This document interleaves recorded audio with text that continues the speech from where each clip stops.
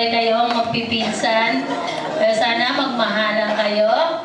At alam ko naman na mahal niyo na isa't isa kasi matagal na kayo nagsama. At sa pag-aasawa, hindi kami yan na pag mainit pwedeng iluwa. So ngayon, wala na kayong choice kundi magmahalan sa isa't isa.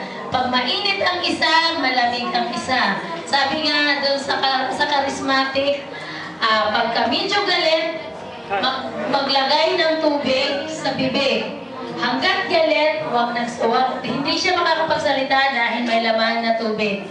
So ganun ang gamot sa pag nag-aaway ang mag-asawa.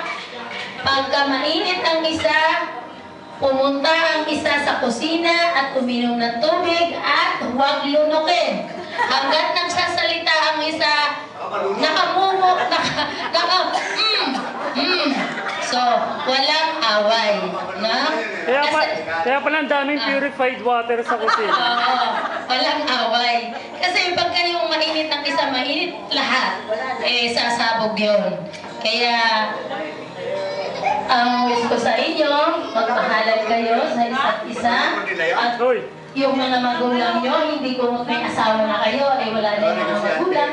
Nandoon pa rin tayo sa magulang. So, congratulations sa bagong kasal at sana magsama kayo hanggang kayo ay may buhay. God bless you. Okay, thank you, Mama.